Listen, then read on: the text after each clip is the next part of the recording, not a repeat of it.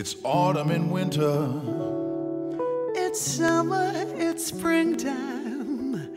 Each and every day of the year. It's Paris, it's Rome. It's Frisco, it's home. If you're looking for it, it's here.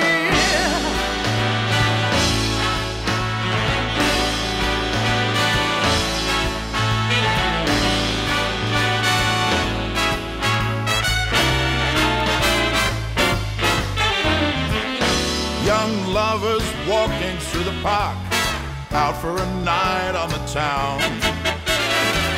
This town's a wonderland. After dark, you should come along and take a look around. And the one thing you'll discover, it'll be perfectly clear.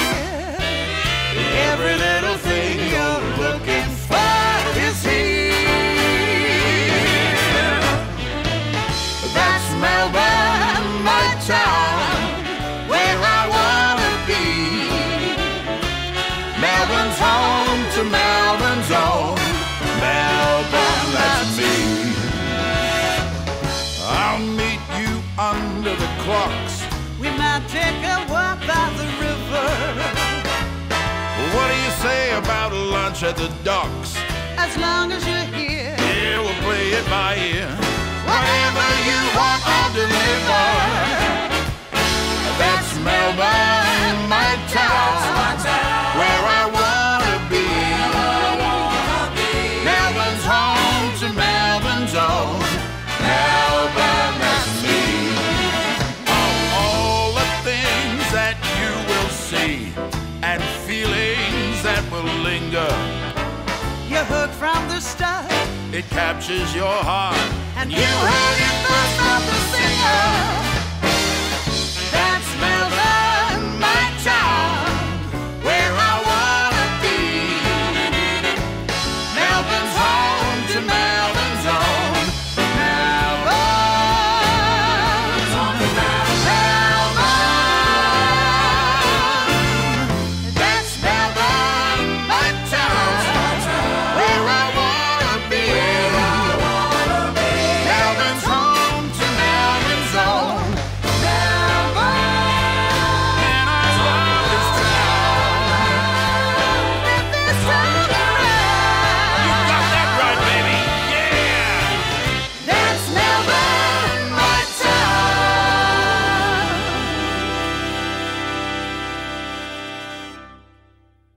In the 80s and 90s, unless you had your head buried in the sand in Melbourne, you had to have heard of the Roxy. The Roxy Hotel in South Melbourne was one of the most famous places. Best crowds, best audiences, and of course the best talent. One of those bands that played at the Roxy for probably about 6 or 7 years on a Sunday night was Bob Valentine and the Sweethearts. And here he is himself, the sweetheart, Mr. Bob Valentine. Sweetheart, yeah. How are you, Bobby? I'm good, Wen. How are you? Very good. Now look, I'm going to hold this album up. This is a fabulous album, Together Alone. Who thought of that? Mr. Mike Brady came up Mr. with the Mike title. Brady. Yep. This is a duo album with the gorgeous Rhonda Birchmore and Bobby. And of course, the title, or not the title, but the first track is a song called That's Melbourne, and it was written by Mike Brady and yourself. A lot of people don't realise that Bobby co-wrote this wonderful song, That's Melbourne. I went to the CD launch last year. And how's it going? It's going all right. We're getting a bit of airplay through 3AW, thanks to Phil and what's his partner's name? Bruce. Bruce, that's right. Going back to the Roxy, was that, I first remember seeing you there upstairs. There was a little bar upstairs in a group called the Lonely Boys. On the Rocks. On the Rocks. The fabulous upstairs bar, yeah. Do you remember that? I remember some of it. Perhaps we can get together and fill in some gaps for each other. Yeah, absolutely. And then, of course, there was a wonderful band, the Paul McKay Sound. Paul McKay, the Paul Meany, who was actually part of the McKay Sound, left Melbourne.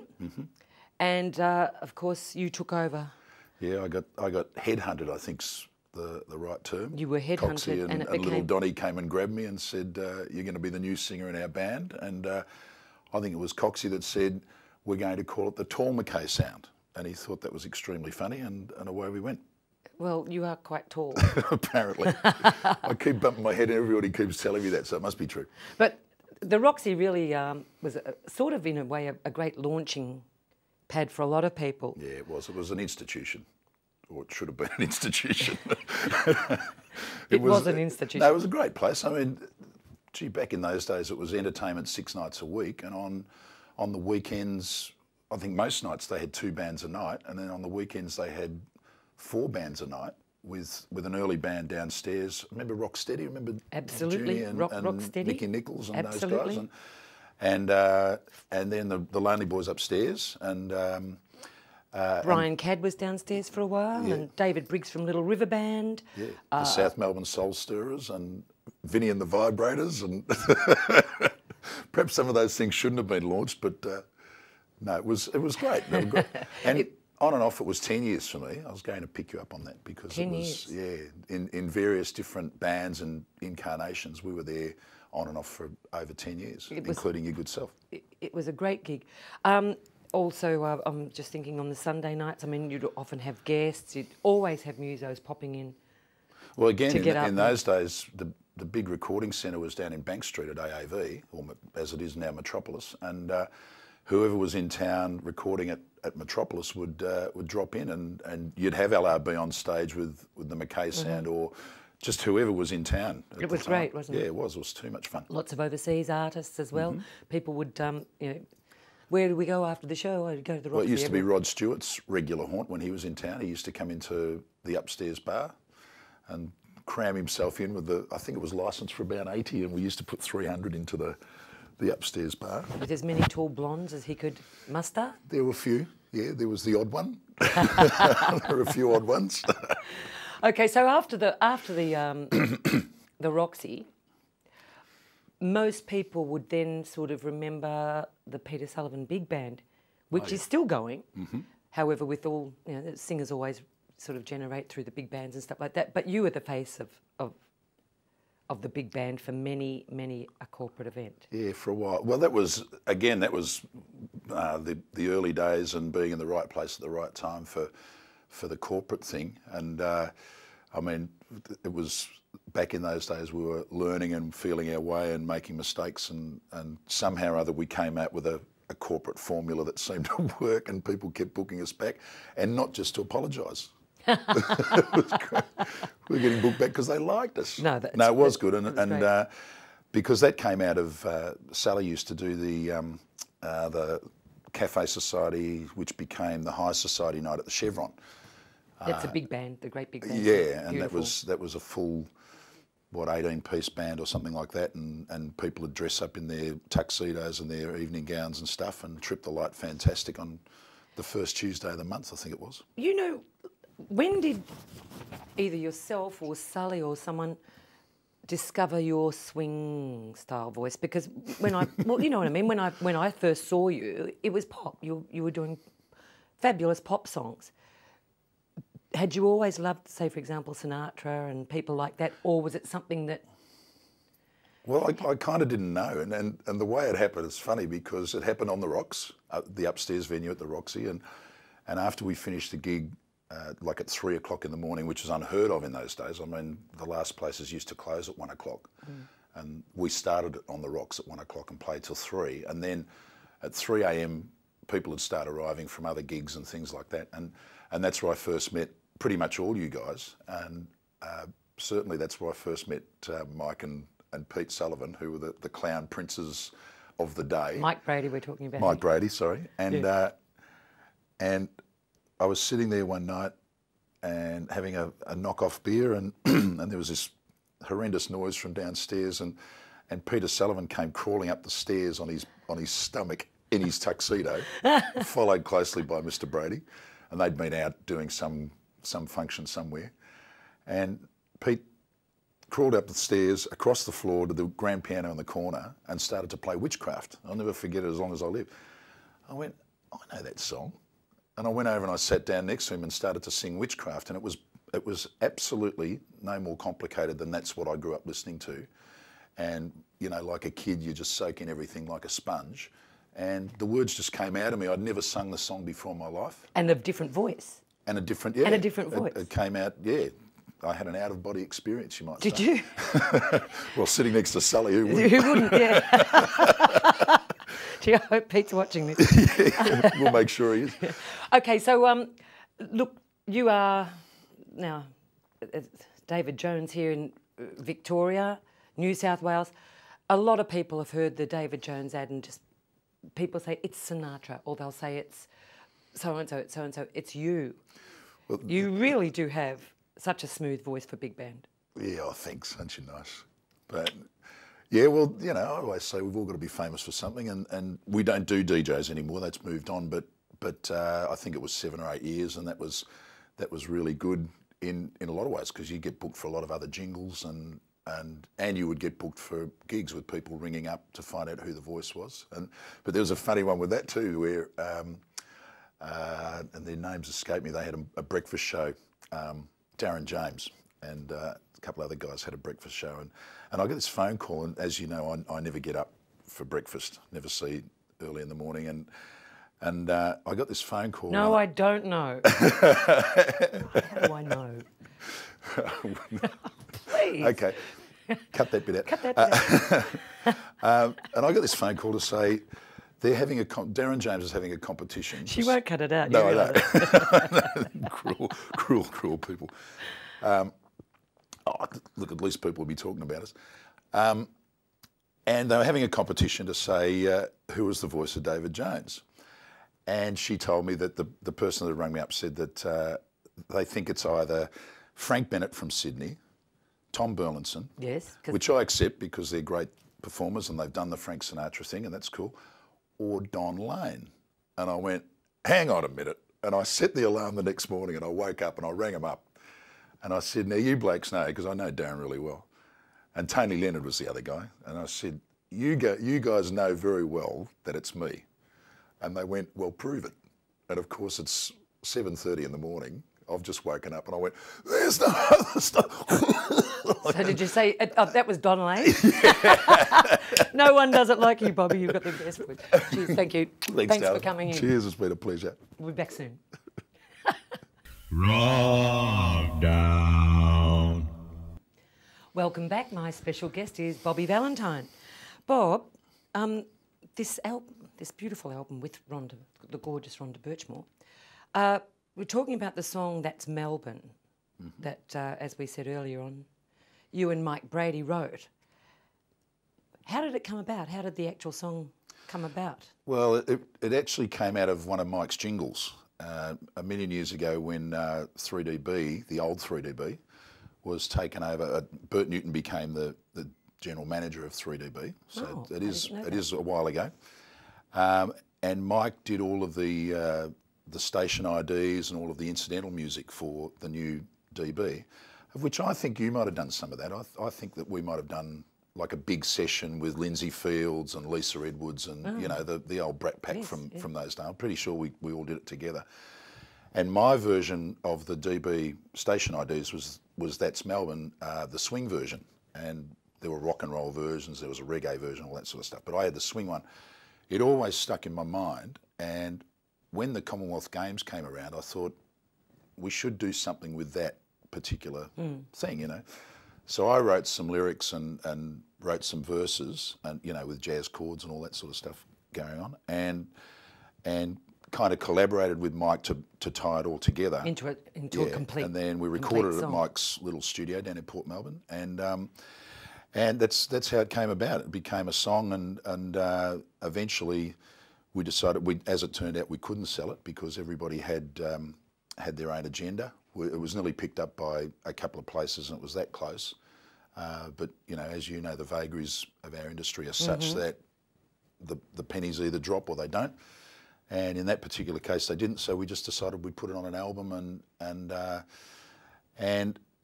the duet idea was a bit more obscure. That sort of came out of, we did a big function. Tall? Pardon? Both being tall. Yeah, no, it was nothing to do with being Rhonda's tall. not exactly short, is she? Well, she's not standing on a box next to me. She's taller than you. She's the same height as me. Is she really? Yeah, in high heels. Oh. The perfect Did woman. you have your high heels on as well? I demur. But yeah, we did it as a duet for a presentation for some function that we did with a terrific young girl from from Adelaide, and named Tori Wells. And so it worked so well as a duet that we decided Mike and I decided we might do it as a duet, do the song as a duet. And you were unavailable, so we rang Rhonda, and it's true, and you know it. Where was I then? Unavailable. Thanks a lot. The aforementioned unavailable. right. And so we did that, and then just to kind of tie it all together, we had a bunch of stuff that we'd both done. That there's another song on there that I wrote, which is actually the title track called Together Alone, which we do as a duet. And we did a couple of other duets and a few songs that we've released on other things before, and kind of made it a bit of a, I suppose you'd call it an anthology of stuff together. Does that work for you? And I like the back too. I like this. Well, that was a bit synchronicitous. Is that a word? Synchronicitous.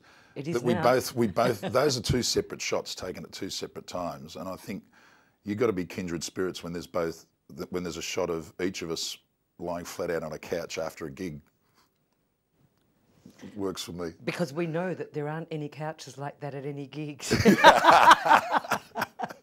No. Nothing that gorgeous at any hotel, No, is there? hers would have been the Radisson, and mine would have been the Kevington Hilton. We'll take a short break and be back soon. Thanks. Rock down.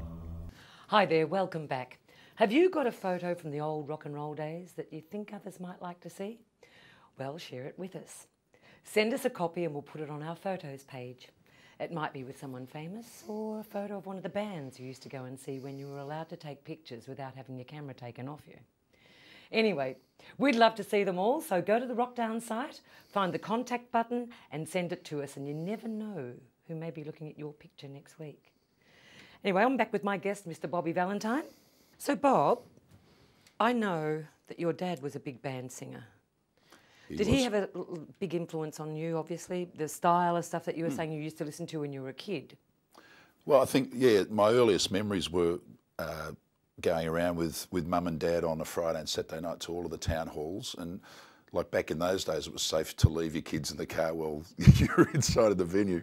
And we had an old FJ that, you know, an FX actually, that I'd sit and catch a few songs with the band, and I'd be sitting right in the middle of the big band, and I can remember it like it was yesterday. The Moonee Ponds Town Hall, the old Palais de Dance, the St Kilda Town Hall, all of those, you know, wonderful places. And then you know, I'd listen to a few tunes, and then Mum would put me to sleep in the back of the FX, and I can remember sitting there, you know, looking through the back window at the front door, because you could still see in. I could see the people dancing and stuff like that. And I must have been 4 or 5 years old. I can't remember yesterday, but I can remember when I was 4 or 5 years old. And did your mum perform as well? No, she didn't. She was a singer, and I came from like a whole family of singers, Irish and English heritage, and we used to have the real, you know, round the piano family sing-along things, and I remember those vividly. And everybody had their party piece. You know, my grandfather, God bless him, used to sing "My Heart Is Broken, but What Care I," you know, from the Student Prince, and all of those. And everybody got up at all of our dinners, like an Irish party now. You know, the Irish still do it, but everybody had their own party piece, and they'd all get up and sing a song. And Dad was always a star because he was the semi-professional, and they were great days and a great influence. And obviously it got into my blood. But he was a professional singer later on, wasn't he? He was never full time. He was always he always described himself as semi-professional, but he did IMT a few times, and he did New Faces a few times and things like that. And he was out there. And he was amongst it. What's his name? Did he have a stage name or? No, he was Bob Gillard. Bob Gillard. Bob Gillard Senior. These days, your beautiful daughter, Lauren, is singing with you. Well, I had a very proud moment last weekend because my son's got his own band as well. That's right, Tommy. And Tom was doing his first ever solo acoustic gig in a place called Gertrude's in Fitzroy. Yeah. And I went there and checked that out, and it was fantastic. And then I had to race into town to the Blue Diamond to see Lauren play with a band. So I was the only one not working on a Saturday night. Oh. My early retirement plan might be working. You know. Thanks, Bob Valentine. Thanks, Wen. I'm Wendy Stapleton, and we'll catch you next time on Rockdown. Bye-bye.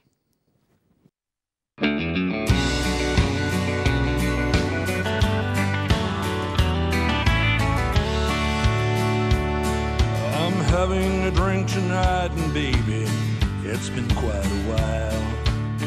There's a bar down on the street, but you know that's not my style. So I'll be staying home tonight, wherever home might be. And it'll be just one for you, maybe 2 or 3 for me. But it's hard being on the road, it's harder than you think. For 3 years I've been drying out, my liver's healthy pink. But there comes a time when truly, darling, booze will set you free. So it'll be just one for you, maybe 3 or 4 for me. And I drink to you, and I drink to me, all the things we never got to be. I feel your need, but I'm all alone. Oh, what I wouldn't give to have you home.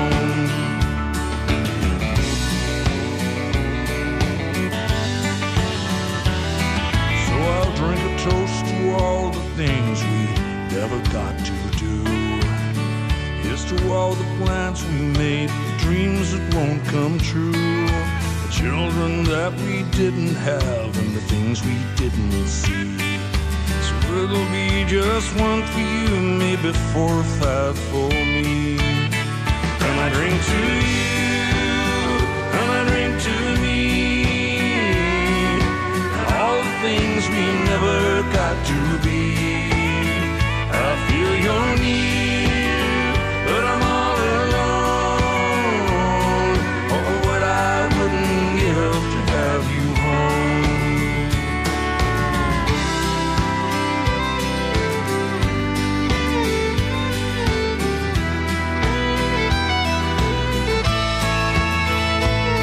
Just let me say I miss you more now than I've ever done. Think about you day and night, you were my #1. I had my eyes open, but I was too blind to see. So it'll be just one for you, maybe 5 or 6 or 7 or 8 for me. And I drink to you, and I drink to me, and all the things we never got to be. I feel your need,